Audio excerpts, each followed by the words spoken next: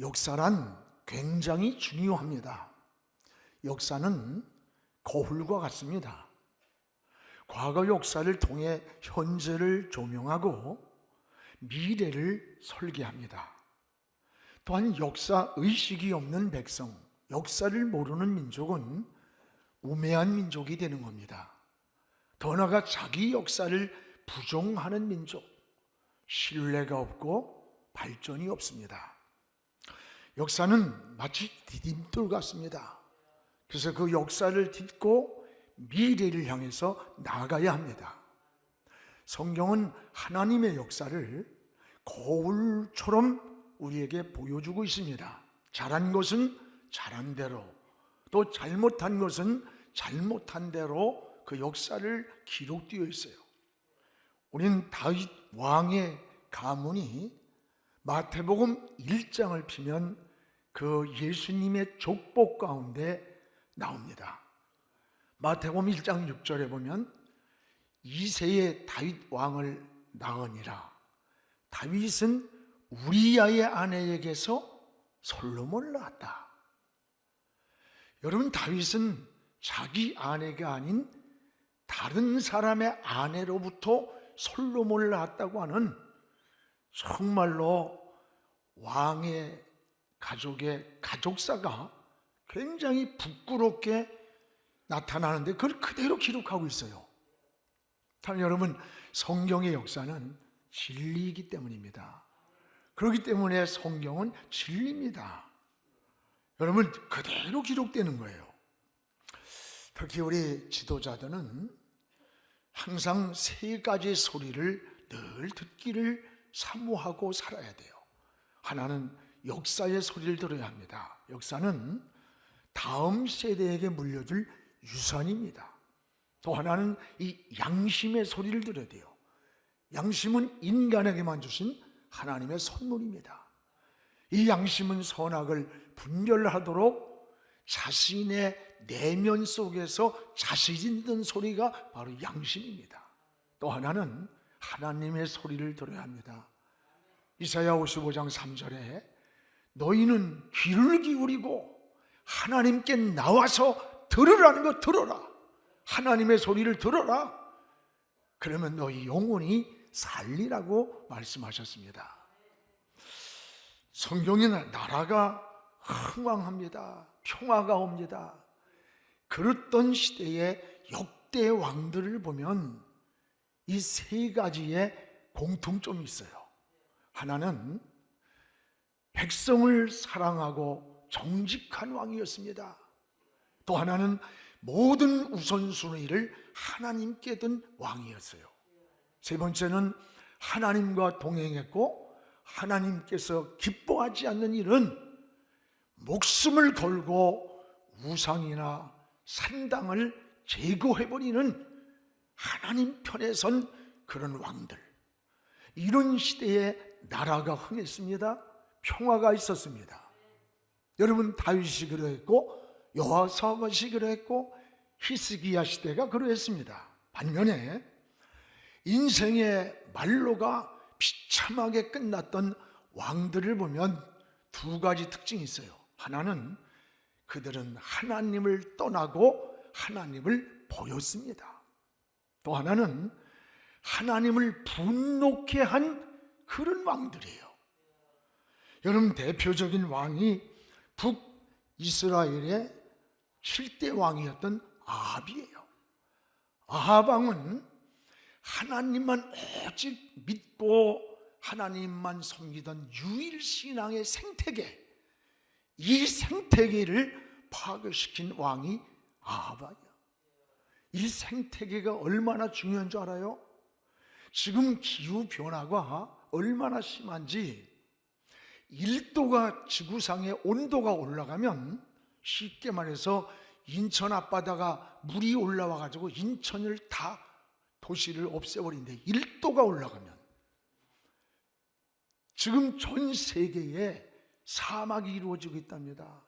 추워야 할 때 더위가 오고 더워야 하는데 갑자기 춥고 갑자기 홍수가 오고 가뭄이 오고 여러분, 기후의 변화의 생태계도 이렇게 파괴시키는데 우리 영적인 상태에서도 생태계가 있는 거예요. 혼합이 되든지 혼란할 때 이런 영적 생태계가 파괴시킨 사람이 아합이에요. 그때 하나님은 민족적 재앙을 내렸어요. 나라에 3년 6개월 동안 하늘을 닫고 비를 주지 않았어요. 잘못된 지도자 하나 잘못 만났을 때 애매한 백성들이 고난을 당한 겁니다. 그래서 여러분, 교회든 나라든 사회든 여러분이 어떤 직장이든 그 공동체의 지도자를 위해서 먼저 기도하는 것이 그리스도인의 의무가 되는 거예요. 오늘 본문에 나오는 헤롯을 보세요.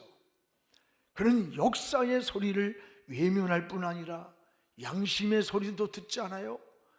하나님의 소리도 듣지 않을 뿐만 아니라 오히려 하나님의 영광을 가로채다가 하나님의 사자가 치니까 충이 먹어 죽는 불행한 말로로 끝이 나게 됩니다. 그러면 헤롯은 어떤 왕이었는가? 헤롯은 당시에 로마의 왕이었습니다.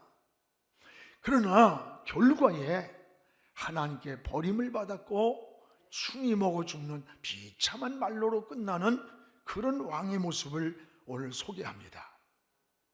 우리는 헤롯은 두 가지, 하나는 권력을 남용했어요. 왕이라는 권력을 남용을 했고, 또 하나는 하나님의 영광을 가로챘다고 하는 겁니다. 여러분, 같은 칼이라도 그 사용하는 사람에 따라서 가치가 달라요. 의사가 사용하면 죽어가는 사람을 살립니다. 강도가 잡으면 사용하면 산 사람도 죽입니다. 여러분, 권력이라고 하는 그 자체가 나쁜 게 아니에요. 사회적인 명성, 사회적인 지위 자체가 나쁜 게 아닙니다. 그건 축복입니다. 문제는 어디에 있습니까? 그 주어진 좋은 조건을 잘못 사용할 때 그 권력과 지위가 무서운 악의 도구로 변하는 거예요. 독재가 된다든지 사람들을 죽인다든지 무서운 그 권력과 지위가 삶을 황폐하게 만드는 거예요. 우리 소유도 마찬가지예요. 여러분, 권력, 재물, 이건 선도 악도 아니에요. 문제가 어떻게 그걸 사용하느냐에 따라서 그것이 악이 될 수도 있고 또는 소원이 될 수도 있는 겁니다. 오늘 여러분, 우리는 여기 헤롯은 왕의 권력으로 당시의 교회를 아주 무섭게 핍박을 했어요. 우리 12장 1, 2절에 보면 나오잖아요. 헤롯은 왕의 권력으로 교회를 핍박하고 당시 야고보를 죽이고 많은 그리스도인들을 감옥에다가 가두는 이런 아주 잔인한 일을 했어요. 유대인들의 환심을 사기 위해서. 여러분, 지도자를 어느 시대나 잘 만난다는 게 얼마나 좋은 것인가, 축복인가를 알게 돼요. 지도자를 잘못 만나면 그 시대가 암흑기가 되는 겁니다. 백성들은 고난을 당하는 거예요. 그래서 어려운 시대, 어려운 난국일수록 백성들은 좋은 지도자를 요구하게 되는 겁니다. 올여름 지도자를 이제 우리가 얼마 있으면 또 대통령 선거가 있는데, 이 지도자를 뽑을 때 무슨 학연이다 또는 같은 고향의 지연이다, 혈연이다, 이런 게 아니에요. 우리 시대만이 아닙니다. 다음 세대를 생각하는 적어도 역사의식이라는 게 있어야 돼요. 10년, 30년, 50년 후에 우리 민족을 어떻게 방향을 정하고 어떤 디딤돌을 놓고 갈 것인가라고 하는 이 역사의식을 가진 이런 지도자를 여러분 뽑아야 되는 거예요. 참 이게 안타까워요. 오늘날과 같은 난국일수록 이런 지도자의 역할이 중요한 거예요. 그래서 우리 그리스도인들은 그 성숙함이 이 사회를 향하여, 신앙을 향해서 두 가지 역할이라고 저는 생각해요. 하나는 제사장적 역할이 있고 하나는 선지자적 역할이라고 말합니다. 여러분 잘할 때 우린 박수를 쳐주고 또 격려해주고 축복해주는 거, 이게 제사장적 역할이에요. 이걸 잘해야 돼요. 또 하나는 잘못된 일을 하는 거예요. 그때는 지적을 하면서 막아서서 그 길을 고쳐주는 역할, 이게 선지자적 역할이에요. 그래서 이것이 성숙한 국민의식입니다. 이게 성도들이 해야 할 역할이기도 한 거예요. 올라오는 잘못된 헤롯 왕으로 인해서 그 시대가 어때요? 암흑기가, 어둠의 시대가 온 거예요. 이걸 보면서 좋은 지도자가 이 땅에 서기를 우리 성도들은 늘 기도하는 것, 여러분이 직장에 가서도 마찬가지예요. 여러분이 어느 공동체에 있든지 지도자를 위해서 먼저 기도해야 되는 겁니다. 무엇보다 이 헤롯은 하나님 앞에 교만한 자예요. 교만한 자. 여기 보면 헤롯은 하나님의 두 가지가 나타나요. 하나는 하나님의 자리, 하나님의 계셔야 할 자리를 가로챈 겁니다. 오늘 21절 22절을 같이 읽겠습니다. 헤롯이 나를 택하여 왕복을 입고 단상에 앉아 백성들에게 연설하니 백성들이 크게 부르되 이것은 신의 소리요 사람의 소리가 아니라 하거늘. 여기 당시에 왕복은 은으로 만든 그런 옷입니다. 은으로 막 장식을 한 거예요. 그래서 원형극장 경기장에서 은으로 만든 왕복을 입고 그리고서 연설을 할 때 그 햇빛이 비치면서 반사가 되는 거예요. 그럼 백성들이 바라볼 때 여기서 막 빛이 나는 거예요. 빛이. 여러분, 빛이 나는 거예요. 그래서 신비의 극치를 만든 신비한 존재를 만드는 거예요. 누가 그래요? 독재자들이 그러는 거예요. 독재자, 악한 지도자, 그 이단 교주들이 자기를 신비스러운 존재로 만들어서 우상화시키는 겁니다. 헤롯이 바로 그랬습니다. 그때 22절에 보세요. 헤롯의 말에 그 신의 소리라, 이건 사람들의 소리가 아니라고 외쳤어요. 왜냐하면 당시에 그 이방 사람들은 황제 숭배라는 이런 사상이 있어서 사람을 신격화하는 그런 경향이 있었다는 거예요. 근데 이것을 백성들이 외칠 때 여러분, 이 헤롯이 뭐라 해야 돼? 아니야! 멈춰요! 멈춰! 나는 신이 아니야! 사람이야! 이게 제정신이고 제대로 베낀 지도자인데 그 하나님이 앉아야 할 신의 자리라고 말할 때 그 자리를 가로채 버렸어요. 자기 걸 만든 거예요. 그뿐이 아니에요. 23절에 보세요. 또 하나, 헤롯은 하나님의 영광을 가로챈 거예요. 영광! 여러분, 23절을 우리 같이 보겠습니다. 헤롯이 영광을 하나님께로 돌리지 아니함으로 주의 사자가 곧 친히 벌레에게 먹혀 죽으니라.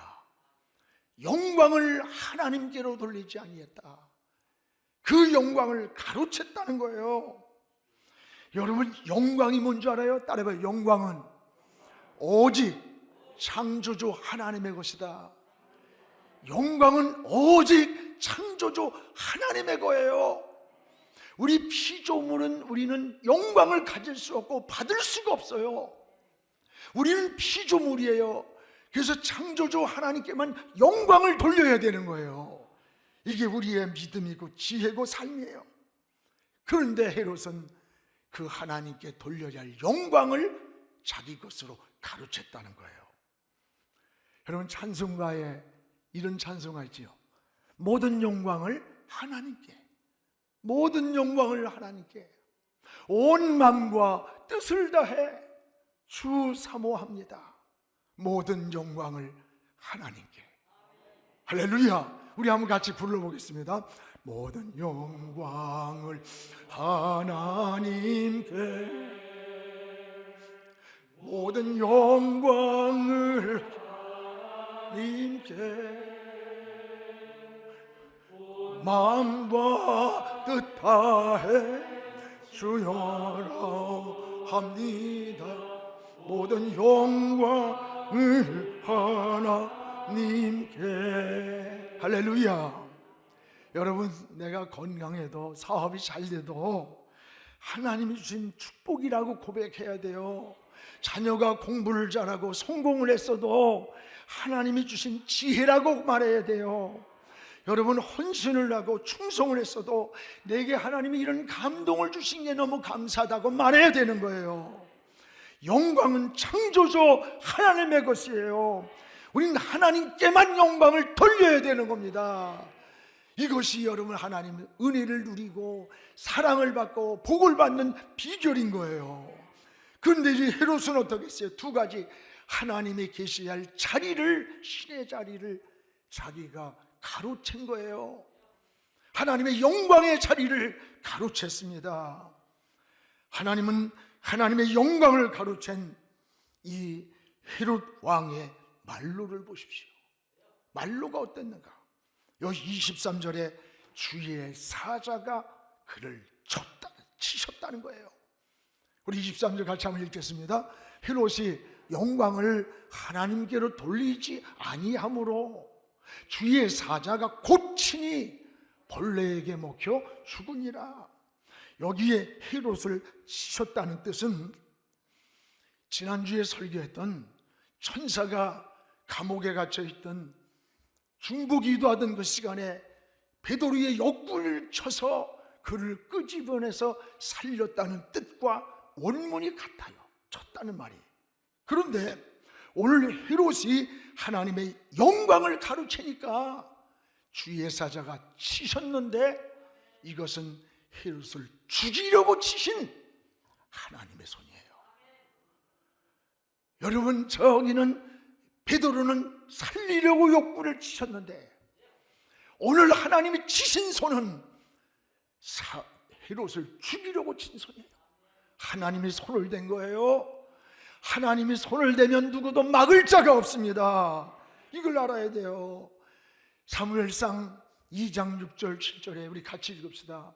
여호와는 죽이기도 하고 살리기도 하시며 여호와는 가난하게도 하시고 부하게도 하시며 우리를 낮추기도 하고 높이기도 하신다. 우리의 생사화복의 주권이, 그 열쇠가 하나님 손에 있다는 거예요. 여러분, 하나님은 우리에게 복을 주시기도 하지만 우리에게 주신 복을 하나님을 떠날 때 다시 걷어가기도 하고 빼앗아가기도 한다는 것을 알아야 되는 거예요. 하나님이 손을 대시니까 헤롯 왕이 벌레가 먹어서 죽었다. 하나님이 손을 대실 때 여기 주의 사자가 곧 친히 벌레에게 먹혀 죽으니라. 근데 이 벌레가 뭔가 하고 주석을 찾아보니까 병명이 없어요. 무슨 병인지도 모르는 벌레가 먹어서 죽었는데 외경에 바카비서라는 외경에 보니까 배에서, 헤롯의 배에서 속에서 벌러지가 나오면서 썩은 내가 나고 악취가 나면서 죽어간 병이랍니다. 다시 말하면 병명도 모르는데 왕이 막 속에서 썩어지면서 구더기같이 벌레가 막 냄새를 풍기고 악취를 풍기면서 죽어갔다는 거예요. 이것은 가장 인간의 비참한 헤롯 왕으로서의 영광과 축복을 빼앗기고 비참한 불행한 말로를 보여주는 표현이에요. 사랑하는 여러분, 이게 우연입니까? 이게 우연입니까? 아니에요. 주의 손이 친히, 주의 손이 친 거예요. 주의 사자가 치셨어요. 하나님의 손을 댄 거예요. 하나님을 떠난 인생이 얼마나 어리석은 것이고 얼마나 허무한 것인가, 이걸 여러분 깨달아야 돼요. 우시야 왕이 52년 동안 하나님만 의지할 때 축복을 줬는데 어떻게 했어요? 교만했어요. 하나님 떠날 때 하나님이 그를 한 번 손을 대니까 여러분 한센병자로 비참한 말로로 끝나잖아요. 찬송가처럼 주 떠나가시면 내 생명 헛되네. 주 떠나가시면 내 생명 헛되네.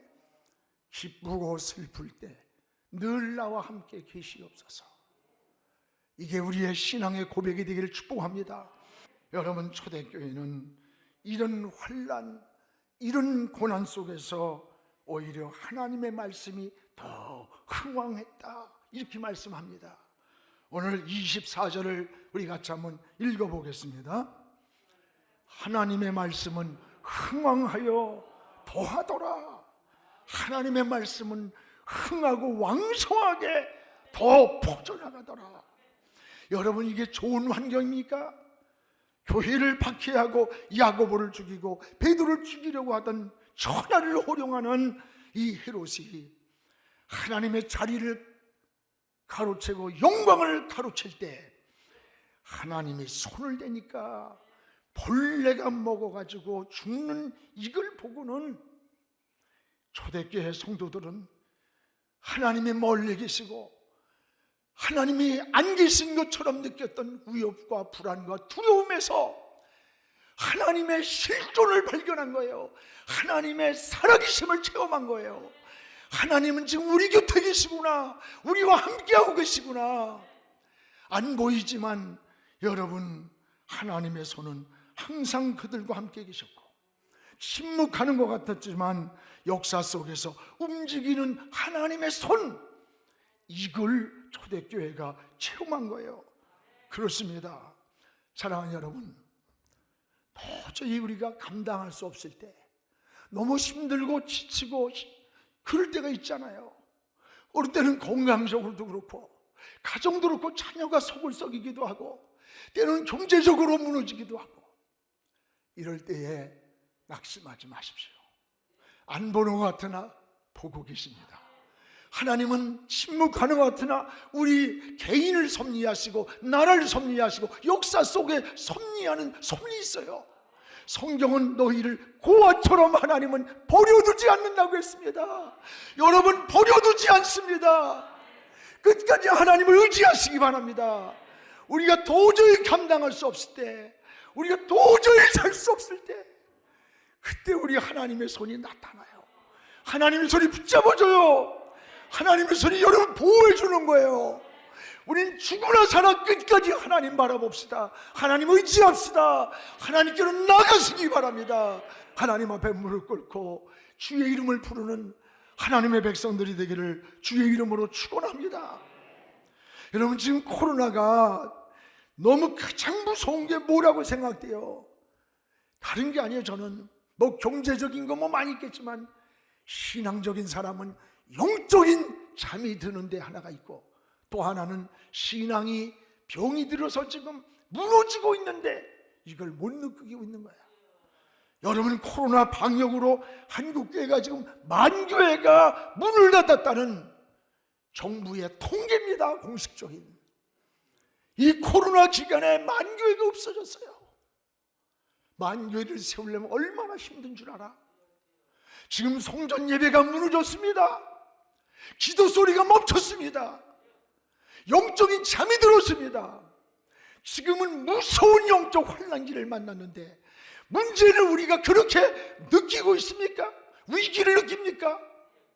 내가 잠이 들었다는 이 무서운 위기, 내가 영적으로 병들어가고 있다는 이 무서운 위기를 우리가 지금 느끼고 있는 거예요. 서서히 죽어가면서도, 무너져가면서도, 잠들어가면서도, 어둠의 영에게 지배를 당하면서도 느끼지 못하고 깨닫지 못하고 무감각하게 잠들어가고 있는 영적 환란이라는 사실이에요. 우리는 어떻게 해야 됩니까? 우리는 이제 다시 일어나야 합니다. 우리 다시 일어나야 합니다. 여러분, 신앙도 일어나고 믿음도 일어나고 사명도 일어나기를 축원합니다.